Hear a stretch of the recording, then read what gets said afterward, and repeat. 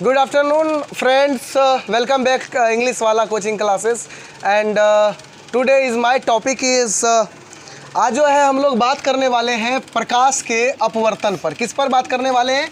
प्रकाश के अपवर्तन पर, कि प्रकाश का अपवर्तन क्या है।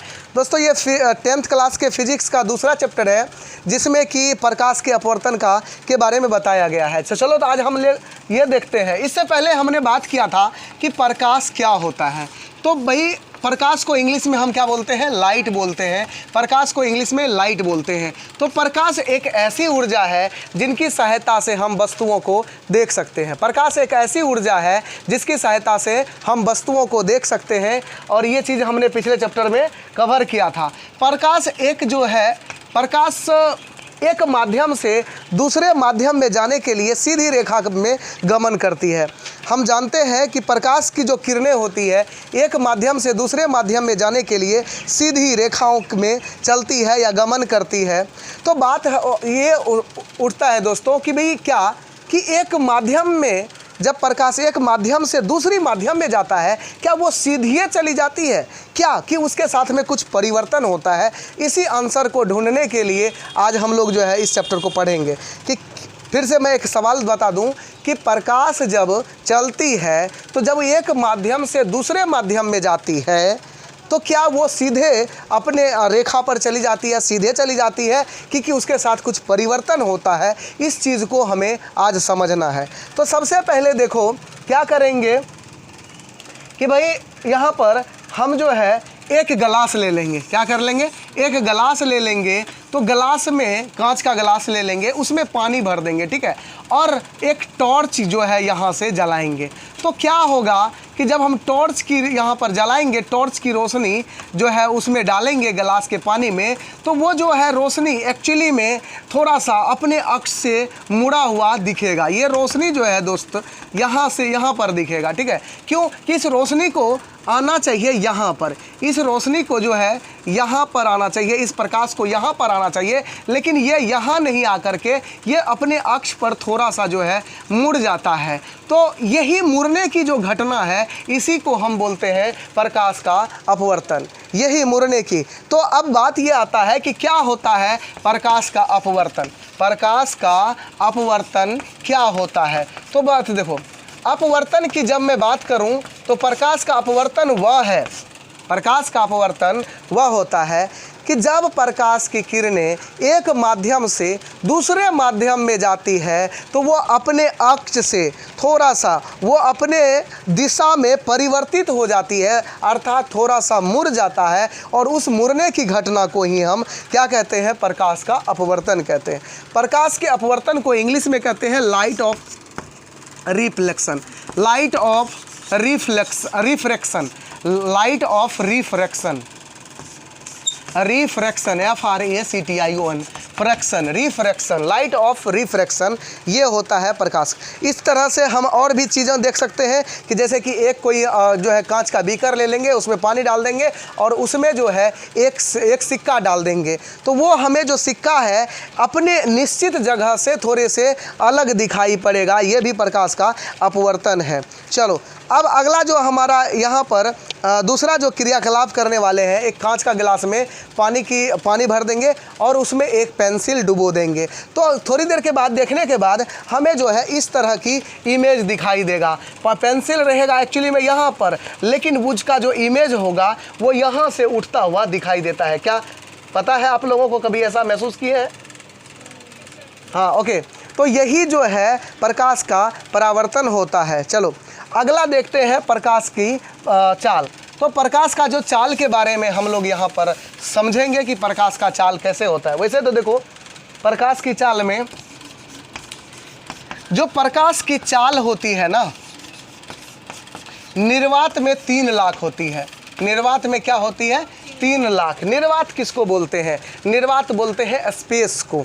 थोड़ा स्पेस के बारे में समझते हैं कि स्पेस क्या होता है। मान लो कि ये पृथ्वी है दोस्त, जहाँ पर हम लोग रह रहे हैं।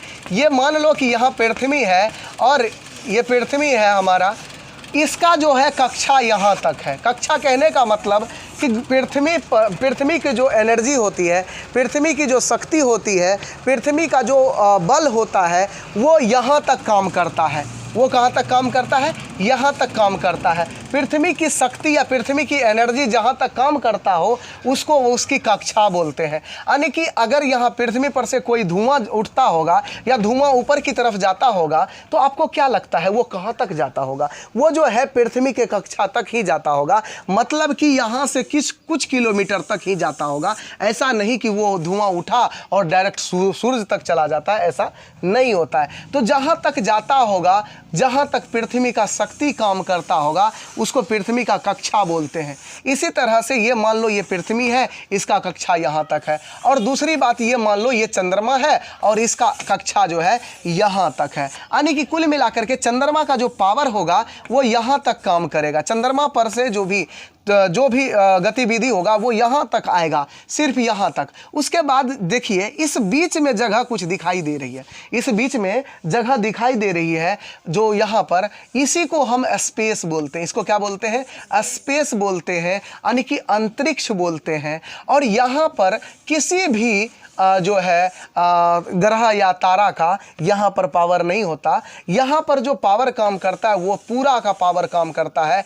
यहाँ पर जो है एक अलग ही शक्ति होती है, क्योंकि यहाँ पर जो शक्ति होती है एकदम शून्य रहता है, इसी को हम निर्वात बोलते हैं। वहाँ पर किसी का शक्ति नहीं होता है, वहाँ पर सिर्फ दाब होता है। इसीलिए इस स्पेस में जब आप पानी को नीचे की तरफ गिराते हैं तो पानी नीचे नहीं गिरेगा, हालांकि वह पानी तैरना शुरू हो जाएगा।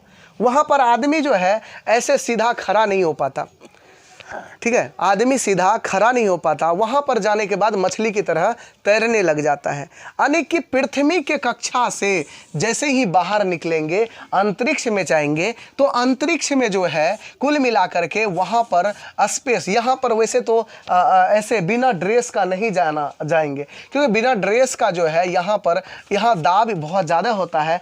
दाब की वजह से हमारे शरीर का चित्रे उड़ जाएगा यहाँ पर स्पेस में, क्योंकि यहाँ पर जो है, ठीक है, और स्पेस में कोई पेन वगैरह नहीं चलती है। यहाँ पर पेंसिल वगैरह नहीं चलती, यहाँ पर एक अलग कलर का पेन चलता है, ठीक है। तो यहाँ पर क्योंकि ये स्पेस में, तो बड़ी मुश्किल से यहाँ पर लोग जीवन व्यतीत करते हैं, ठीक है, बहुत मुश्किल होता है। तो लेकिन अंतरिक्ष में पहले उसको ट्रेनिंग करके यहाँ पर भेजा जाता है, तो इसको बोलते हैं निर्वात। इसको क्या बोलते हैं? निर्वात। तो निर्वात में प्रकाश की जो चाल होती है वो 3 लाख प्रति सेकेंड होता है। निर्वात में कितना होता है? हाँ, निर्वात को मुक्त आकाश भी बोलते हैं, शून्य भी बोलते हैं, ठीक है। निर्वात में प्रकाश की जो चाल होती है तीव्र गति से लगभग 3 लाख किलोमीटर प्रति सेकंड। 1 सेकंड में 3 लाख किलोमीटर प्रति सेकंड के हिसाब से चलता है। वही और भी देखो चीज़ में होता है कि पानी में प्रकाश की चाल, तो निर्वात में कितना बोला? 3 लाख किलोमीटर प्रति सेकंड, ये जो चाल होता है प्रति सेकंड। वही अगर पानी की बात करेंगे, पानी में प्रकाश की चाल जो है वो 2,25,000 हो जाएगा। कितना हो जाएगा? 2,25,000 किलोमीटर प्रति सेकंड। वही कांच की अगर मैं बात करूं, कांच में प्रकाश की जो चाल है वो 2 लाख किलोमीटर प्रति सेकंड की रफ्तार से चलती है।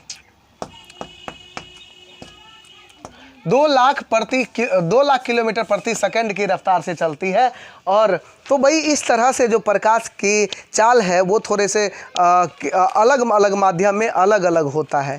तो वायु की अपेक्षा पानी में जो है, पानी सघन होता है, वायु विरल होता है, जिसकी वजह से पानी में जो प्रकाश की चाल है वो थोड़े से घट जाता है।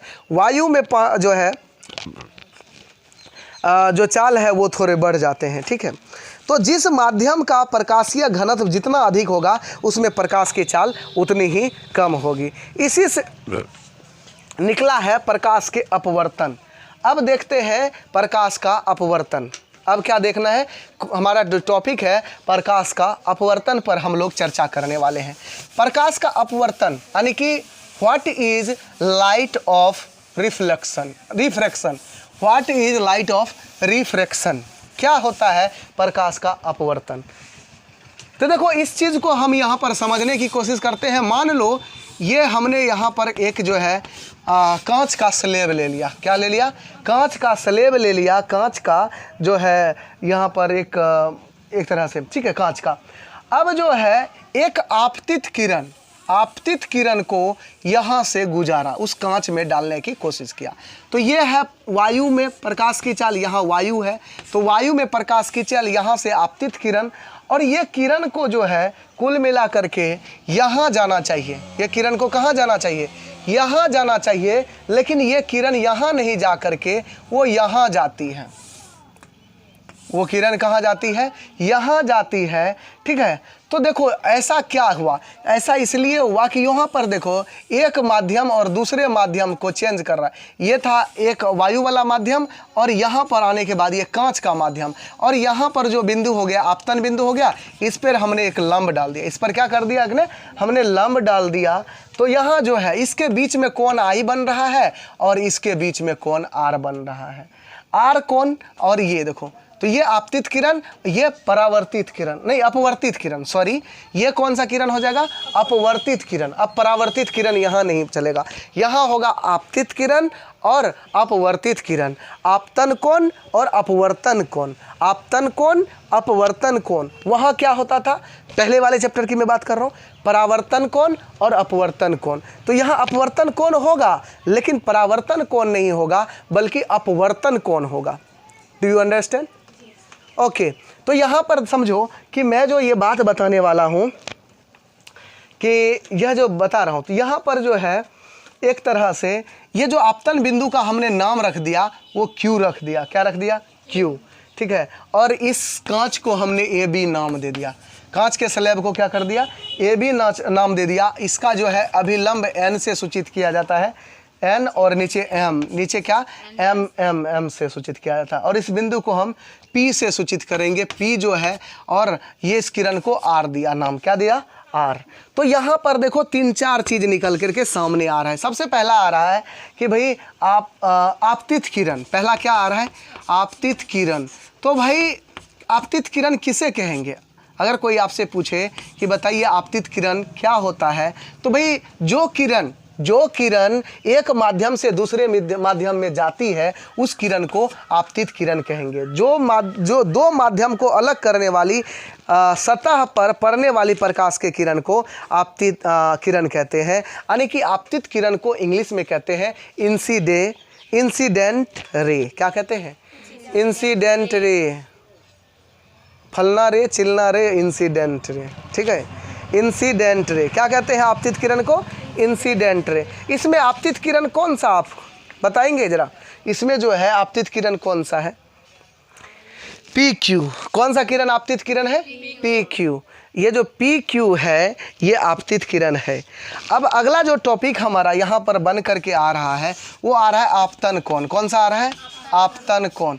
तो बताइए आपतन कोण क्या है? यानी कि एक माध्यम को दूसरे माध्यम से अलग करने वाली जो बिंदु है, जो सतह है, उसके मध्य बिंदु को या उसके बिंदु को हम क्या कहेंगे? आपतन कोण कहेंगे। यानी कि जिस बिंदु पर आपतित किरण दिए हुए माध्यम को अलग करने वाली सतह से टकराती है, जिस बिंदु पर आपतित किरण दिए हुए माध्यम को अलग करने वाले माध्यम को पर टकराती है उसको हम आपतन बिंदु कहेंगे। जैसा कि इसमें बताइए आपतन बिंदु कौन सा है? Q नहीं, QR तो अपवर्तित किरण हो गया ना, खाली Q है। आपतन बिंदु क्या है? Q। आपतन बिंदु Q। अगला है अभिलंब। अगला क्या है? अभिलंब। तो अभिलंब, आपतन बिंदु पर खींचे गए लंब को हम क्या बोलेंगे? अभिलंब। अभिलंब का किस नाम से जाने? यहाँ पर क्या अभिलंब को कैसे जानेंगे? NQM। NQM। NQM जो है ये अभिलंब होगा हमारा। चौथा जो है अपवर्तित किरण है। तीसरा हमने अभी यहाँ पर लिखा क्या? अभिलंब।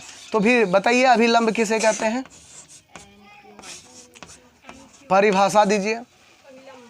हाँ, अभिलंब का परिभाषा।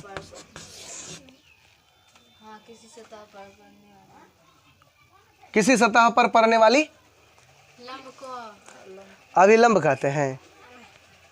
किसी सतह के बिंदु पर, किसी बिंदु पर पड़ने वाली आपतित किरण जो है उस बिंदु पर खींचे गए अभिलंब को अभिलंब कहते हैं। क्लियर हुआ? समझ में आ जाएगा ना? बस इमेज को याद रखना है, इमेज के माध्यम से समझना है। चलो अगला चौथा जो है हमारा अपवर्तित किरण। चौथा क्या है? अपवर्तित किरण।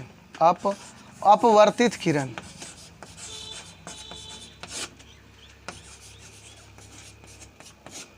लाइट चली गई ना। तो चौथा क्या है? अपवर्तित किरण, यानी कि किसी दर्पण पर करके, किसी माध्यम में पर करके जो किरण दूसरे माध्यम में जाती है। आपतित किरण आपतन बिंदु पर दूसरे माध्यम में मुड़कर जाती हुई प्रकाश की किरण को अपवर्तित किरण बोलेंगे। दूसरे माध्यम में पर करके जाने वाली किरण को क्या बोलेंगे? अपवर्तित किरण। यही रहने दो, कल इसको पूरा